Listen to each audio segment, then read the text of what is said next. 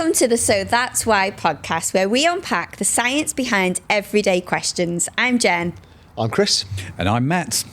All right, here's something that I've never known the answer to. Why do some people turn tomato red when they exercise, while others barely break a sweat? I'm talking about that person, and let's be honest, it is often me, who looks like they've been dunked in beetroot juice after a park run, while the person next to me finishes looking ready for a photo shoot. Oh, you mean the difference between someone, who looks like you should probably go check on them, maybe call the doctor, and the other person, which is like, did you even run? I'm like you, Jen. I look radioactive, like this kind of colour after a workout. Exactly. But here's what annoys me. Everyone says it's about fitness level. You'll stop going red when you get fitter. But my fitness has improved loads over the past 5 years, especially, and I still turn bright red.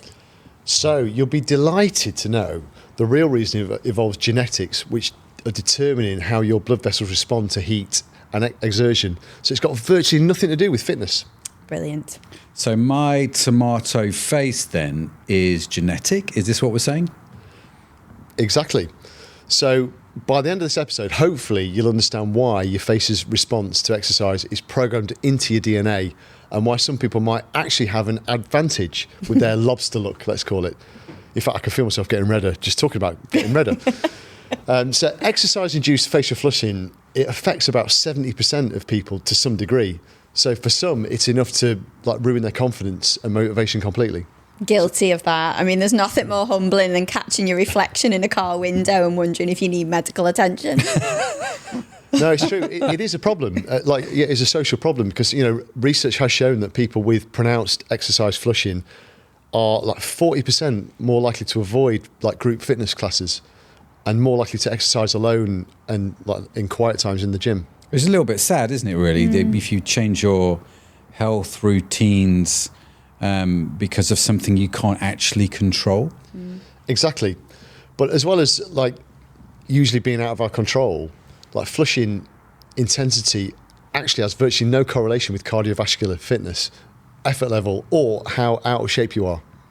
So all those years then, I guess, of thinking I'll stop going red when I get fitter weren't actually true. Is this what we're saying? It turns out that's the case. It just means your body is doing its own thing, and that's totally okay. Okay, so if it's not fitness, what's actually causing the differential response? I'm assuming, thinking about it, it's got something to do with the blood vessels opening up in your skin. But why is there such variation between people? Yeah, so you're spot on with the blood vessel link. So this is about blood vessel density and reactivity. So the densities of blood vessels in facial skin, it varies greatly from person to person, which is one of the drivers why there is this variation. So some of us looked out and look good while exercising, and the rest of us, me, maybe you, Jen, as well, we got the sort of the human traffic light package. Pretty much, and I can put myself in that category too, definitely go red running. But there is more to it. So research conducted in Australia, it showed it's also about reactivity. So it's how quickly your blood vessels are responding to triggers like heat and core temperature changes. So we're talking about the temperature at which the blood vessels start to open up. Exactly, yeah. So some people's facial blood vessels react immediately, even to very small increases in core body temperature. So in some people, it could be responses that kick in when your body temperature increases by just 1/3 of a degree Celsius. Yeah, that's Which me. Feels like 1/3 of a degree, feels like a bit of an overreaction by my body, doesn't it? Yeah, well, you'd think so, but people with this high facial vascular reactivity, they tend to have better overall or more efficient overall thermoregulation. So their bodies get ahead of this heat problem before it becomes too serious, which means better core temperature maintenance and overall overheating risk during prolonged activity is reduced. Wait, so people like me actually might be better at temperature regulation? In many cases, yeah. Yeah, so research shows this kind of pronounced facial flushing often correlates with better performance in hot temperatures. Oh, brilliant. So that means actually becoming red-faced is my superpower, like I'm red-face man, Stand back. Is it a bird? Is it a plane? No, it's red-faced man. Yeah, I'm not sure quite where to go with that. But yeah, why not? But yeah, some people have what is known as distributed thermoregulation. You could be distributed thermoregulation, man. No, Yeah, I like red face, man. I'm thinking about the cape. yeah, Knuckles. it's a lot of wording to put on the back. Yeah. But these people with distributed thermoregulation, they spread heat dissipation evenly. So that's why flushing doesn't happen to everyone, because those people have this kind of different genetic programming, but it ultimately achieves the same goal whether you flush a lot or not. It's either localized or more spread out. But presumably the concentrated facial response must have some trade-offs. But no, interestingly not, because the facial flushing response is just more visible. So it might create kind of social discomfort, but from a physiological perspective, it's working perfectly and exactly the same as someone who has not got this visual flushing. That's really interesting, isn't it? I'm curious though, right? How does this work across different people groups? Like, are there predictable patterns maybe? There are. So if we start with, like, I think it's not like Northern Europeans. So people of Northern European descent, they're about 60% more likely to experience pronounced facial flushing than people from East Asia or, the sub-Saharan African descent. But within any age group or demographic, there's still huge individual variation. I mean, what about the gender, like differences between the genders? Because I definitely notice more women at like the park run looking redder than the men. That might actually just be like a perception, to be honest, in reality, because like most studies or data, they'll show that men and women have almost identical rates of exercise-induced facial flushing. Although, you've clearly never run near me. If you notice the women, I'm red as a beetroot after about 1K. And what about the effect of age? Do the vessels change? Does the elasticity of the vessels change over time? Yeah, that's such a great question, because like facial flushing intensity decreases slightly with age, but not from fitness changes, because that blood vessel elasticity does naturally decrease too. So people in their 60s typically experience about a third less dramatic flushing than they did in their 20s. So what you're saying, Chris, is for me, there is light at the end of the tunnel. I just have to wait another 10 years to get to the light. 10 years? Sorry about that. But yeah, there's also recovery factor to consider. So fit individuals, like they return their normal skin colour about 50% faster after exercise stops. I mean, that makes sense. Improved cardiovascular efficiency, which means that the heat leaves your body more easily. Yeah, exactly. And something I read that was interesting, well, I found interesting, was that athletes with the higher kind of facial vascular reactivity appear to maintain better performance in higher temperatures. So this red flushing effect might actually be a performance advantage in hot weather, so hot weather training. Why not? So what can people actually do about it if it bothers them, given that it's genetic?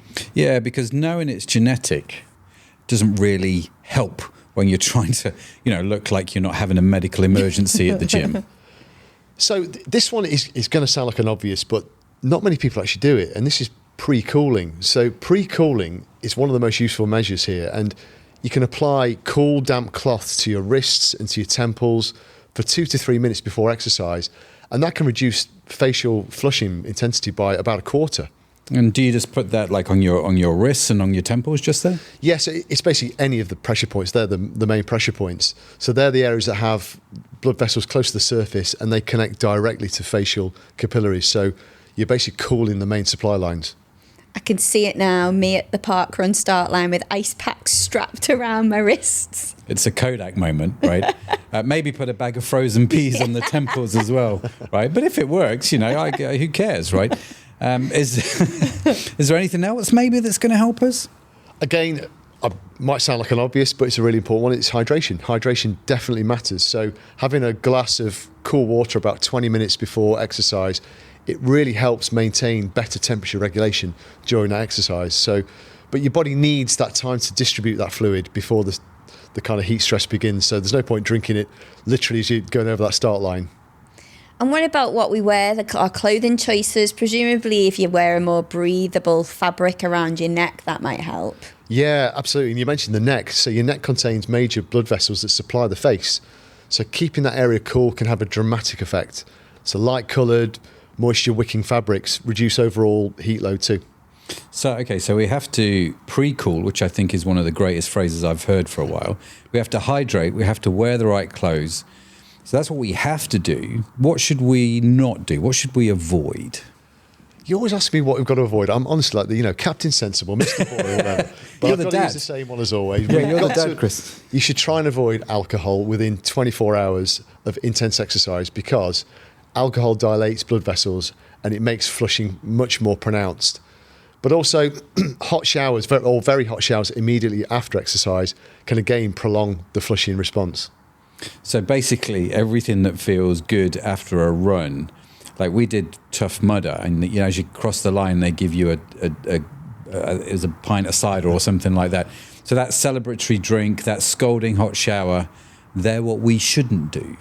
Now, you will notice I mentioned don't drink before the run. I can't really comment on after the run, but I think, you've earned it by that point. So I think all bets are off.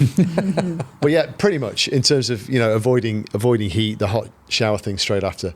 But it's just so important to remember that for most people, the flushing thing is completely harmless. And it indicates your thermoregulation system, your body's heat management is working properly. But is there a time when we should actually be concerned about a red face and exercise? So I think if that flushing is accompanied by other symptoms, so maybe dizziness, nausea, confusion, or it doesn't resolve itself and go back to normal within like 30 minutes, that's the time to maybe just check you haven't got heat exhaustion. Because if you have, you might need medical attention. So the genetic factors we've mentioned before that are controlling the facial flushing, do they influence other physiological responses too? Yeah, great question. So people with high vascular reactivity, they often have similar responses in other areas. So those people tend to blush more easily during emotional responses. I feel myself blushing now. Yeah, me too. But they're also more sensitive to, hot foods like, spicy foods and just temperature change more generally.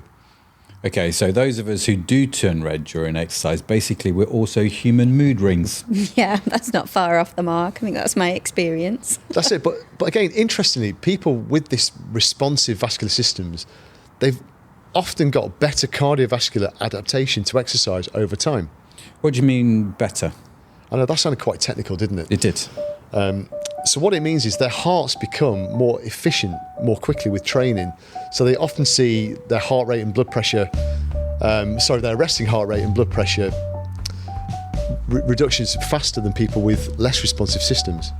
So the same genetic programming that's making us look like tomatoes is actually supporting the long-term cardiovascular adaptation. Exactly, yeah. Your facial flushing is just one visible sign of a complex system that's working well, even if it feels a bit embarrassing at the moment. Right, so some people turn red during exercise while others barely break a sweat because... It's because of genetic differences in facial blood vessel density and reactivity. And it's got virtually nothing to do with fitness level and everything to do with how your cooling system is programmed. Great. So the next time someone comes up to me and tells me that I'll stop going red when I actually get fitter, I can tell them scientifically to naff off because it's just a bit of nonsense. It's maybe just my superior thermoregulation system in action. So that's why your face turns red during exercise. It's not a sign of being out of shape, it's a sign that your temperature control system is working exactly as designed. Absolutely. So hopefully this explanation helps. So that's it for this week. Make sure you hit that subscribe button as we're going to be unpacking the science behind everyday questions each week. And tell us in the comments what questions you'd like us to explore. Thanks for geeking out with us. But for now, that's it from me. That's it from me. And that's it from me. Bye.